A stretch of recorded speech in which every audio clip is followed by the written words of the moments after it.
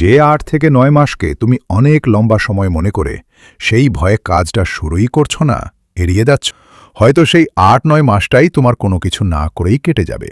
দেখতে দেখতে সময় পেরিয়ে যাবে, আর তখন হয়তো তোমাকে দাঁড়িয়ে আফসোস করতে হতে পারে যে তখন থেকে কাজটা শুরু করে চালিয়ে গেলে আজ হয়তো এই আফসোসটা করতে হতো না। একজন ছেলে ছিল, নাম রাহুল। রাহুলের সবচেয়ে বড় সমস্যা ছিল না ট্যালেন্টের অভাব, না সুযোগের অভাব। তার সবচেয়ে বড় সমস্যা ছিল একটাই, লম্বা সময় ধরে কিছু চালিয়ে যাওয়ার ভয়। রাহুল সবসময় নতুন কিছু শুরু করতে চাইত, নিজেকে বদলাতে চাইত, কিন্তু যখনই শুনত কোনো কাজ করতে মাসের পর মাস বা বছরের পর বছর লাগবে, তখনই তার মন ভেঙে যেত। সে ভাবত, এত লম্বা সময়, এটা আমার দ্বারা হবে না। সে চাইত সবকিছু খুব দ্রুত হয়ে যাক। অন্যরা যেখানে মাসের পর মাস বা বছরের পর বছর ধরে ধৈর্য ধরে কাজ করত, রাহুল সেখানে খুব দ্রুত ফল চাইত। এই কারণে সে প্রায় কোনো কাজই শুরু করত না। কিন্তু সময় তো থেমে থাকে না। দিন যায়, মাস যায়, বছর পেরিয়ে যায়, আর রাহুল শুধু নতুন নতুন চিন্তা করে, কিন্তু কিছুই শুরু করে না। একদিন রাতে ঘুমানোর আগে রাহুল বিছানায় শুয়েছিল। হঠাৎ তার মাথায় একটা প্রশ্ন এলো, আমি তো ৫ বছর আগে অনেক কিছু শুরু করতে চেয়েছিলাম, এখন আমি কোথায়? সে ভাবতে লাগল।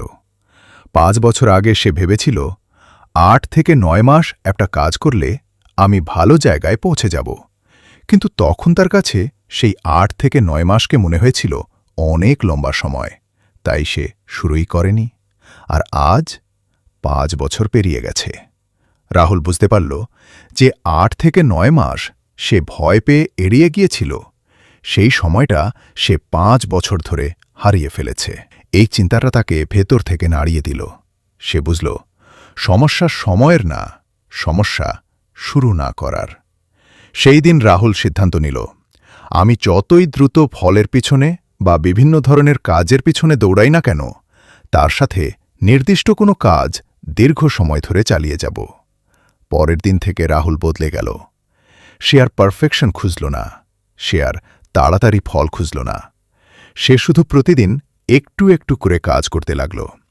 প্রথমে কিছুই পরিবর্তন হল না, কিন্তু এবার সে থামল না, কারণ এবার সে বুঝে গেছে ধৈর্যই আসল শক্তি।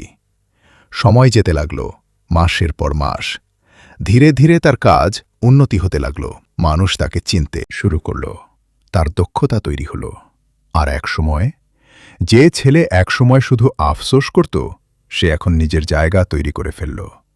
রাহুল তখন শুধু একটা কথা বলত, যে সময়কে আমি ভয় পেয়েছিলাম সেটাই আমাকে সবচেয়ে বেশি পিছিয়ে দিয়েছে। শেষে একটা কথা, তুমি যদি আজ কোনো কাজ শুরু করতে ভয় পাও, কারণ সেটা লম্বা সময়ের, তাহলে আজ থেকেই অন্তত একটা কাজ ঠিক করো, যেটা তুমি ফল আসুক বা না আসুক দীর্ঘ সময় ধরে চালিয়ে যাবে। কারণ শুরু না করলে সময় শুধু চলে যাবে, কিন্তু শুরু করলে সময় তোমাকে বদলে দেবে।